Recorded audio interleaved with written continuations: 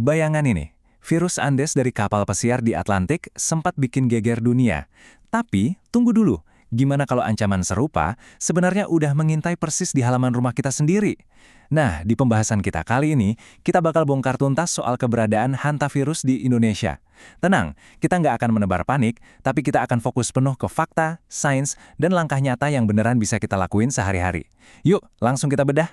Jadi, berapa banyak sih kasus infeksi mematikan yang mungkin lagi sembunyi di sekitar rumah kita? Pertanyaan ini emang agak ngeri-ngeri sedap ya, tapi super relevan. Waktu dunia kemarin lagi sibuk mantau wabah hantavirus di luar sana, Indonesia diam-diam lagi melacak ancaman strain lokal kita sendiri. Ya, di sini, di negara kita. Coba lihat angkanya. Dari 2024 sampai Mei 2026, Kementerian Kesehatan kita udah mengkonfirmasi ada 23 kasus positif hantavirus di Nusantara. Kebanyakan ini strain Sol ya. Angkanya mungkin kelihatan kecil, tapi justru ini kabar baiknya. Ini bukti nyata kalau radar sistem kesehatan kita itu aktif, berfungsi dengan baik buat nangkap sinyal-sinyal bahaya ini sedini mungkin. Nah, buat Anda yang tinggal di kota, bagian ini wajib disimak. Ternyata, 74% dari kasus-kasus tadi itu ngumpulnya di daerah padat penduduk. Bayangin, Jakarta sama Yogyakarta masing-masing nyumbang 6 kasus, terus disusul Jawa Barat.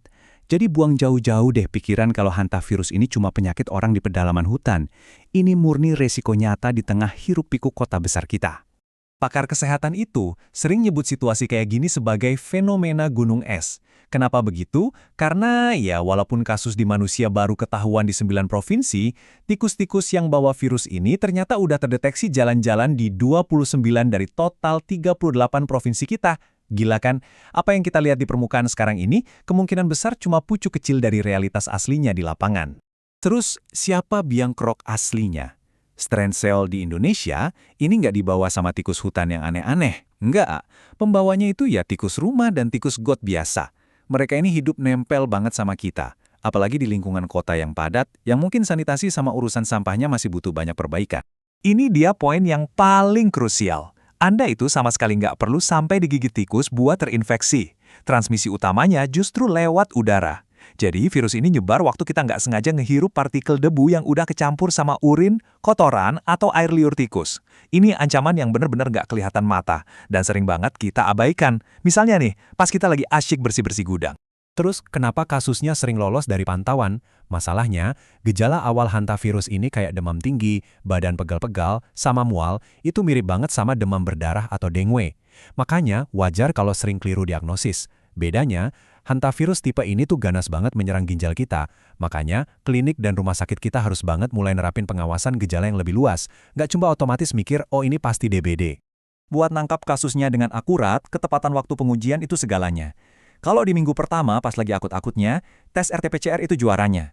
Tapi kalau udah lewat, pas tubuh mulai ngebentuk antibodi, baru deh tes serologi yang lebih bisa diandalkan. Kalau strategi tes ini diterapin tepat sasaran, ini bakal jadi penentu buat nyelamatin banyak nyawa. Oke, sekarang mari kita bahas sesuatu yang super praktis buat di rumah. Kalau Anda nemu kotoran tikus, tolong jangan pernah disapu kering atau disedot pakai vacuum cleaner. Sekali lagi, jangan. Menyapu kering itu ibaratnya Anda lagi nerbangin partikel virus itu langsung ke udara yang bakal Anda hirup. Ini kesalahan sepele, tapi resikonya fatal banget. Daripada gitu, mending pakai cara aman yang udah direkomendasiin sama WHO ini. Pertama, pakai masker sama sarung tangan, itu wajib. Terus, semprot area kotorannya pakai cairan disinfektan atau pemutih 10%, sampai benar-benar basah. Diamin dulu sekitar 5 menit biar virusnya mati. Baru deh, angkat kotorannya pelan-pelan pakai lap basah. Simple banget kan? Tapi ini cara paling ampuh buat mutus rantai penularan di udara. Selain itu, kita juga bisa bangun benteng pertahanan di rumah lewat beberapa langkah simpel. Tutup rapat-rapat semua celah yang bisa dimasukin tikus, simpan makanan di wadah yang tertutup, dan tolong buang sampah tiap hari. Jangan lupa juga buat rajin cuci tangan, pastikan rumah sirkulasi udaranya bagus, dan kalau ada orang rumah yang lagi bergejala sakit, jangan dulu deh pinjem-pinjeman barang pribadi. Hal-hal kecil ini efeknya luar biasa loh buat proteksi keluarga. Nah, kalau kita lihat gambaran besarnya, jujur aja langkah pemerintah kita ini cukup bikin lega. Begitu sadar ada temuan ini, Kementerian Kesehatan langsung gerak cepat dan proaktif. Mereka berkoordinasi erat sama WHO buat nyusun protokol screening yang tangguh di pintu-pintu masuk perbatasan kita. Intinya, kita nggak mau sampai kecolongan. Strateginya jalan secara paralel nih. Di satu sisi, petugas kesehatan nyiapin rapid test dan reagen PCR di bandara sama pelabuhan internasional. Di sisi lain, mereka juga lagi ngebut ningkatin kapasitas laboratorium di daerah-daerah. Targetnya jelas, kalau sampai ada penularan domestik, kita udah bisa deteksi sedini mungkin sebelum menyebar luas. Bagusnya lagi, langkah antisipasi ini didukung penuh sama parlemen kita. Para wakil rakyat secara tegas mendorong pengawasan yang lebih ketat, serta menekan pentingnya bikin standar prosedur penanganan hantavirus di semua rumah sakit daerah. Ini yang namanya sedia payung sebelum hujan. Infrastruktur kita benar-benar disiapin jauh-jauh hari sebelum kejadian darurat beneran datang. Pada akhirnya, ngelawan hantavirus ini butuh perubahan pola pikir yang lumayan besar, yaitu lewat pendekatan One Health. Maksudnya gini, kesehatan kita sebagai manusia itu nggak bisa berdiri sendiri. Ia nyambung banget sama gimana cara kita mengendalikan populasi hewan pembawa virus, gimana kita ngerawat lingkungan sekitar, dan tentunya gimana kita mengelola sanitasi kota kita. Semuanya itu satu kesatuan sistem yang nggak terpisahkan. Tapi tenang, di tengah semua kewaspadaan ini, ada secercah harapan yang keren banget dari dunia sains global. Para peneliti di Universitas Bath di Inggris saat ini lagi ngembangin vaksin mRNA khusus buat hantavirus. Dan yang bikin sangat antusias, vaksin ini udah nunjukin hasil yang super menjanjikan dan lagi siap-siap buat uji klinis ke manusia.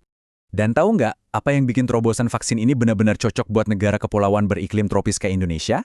Mereka pakai teknologi revolusioner yang namanya ensilication. Sederhananya, teknologi ini ngebungkus vaksinnya pakai semacam pelindung.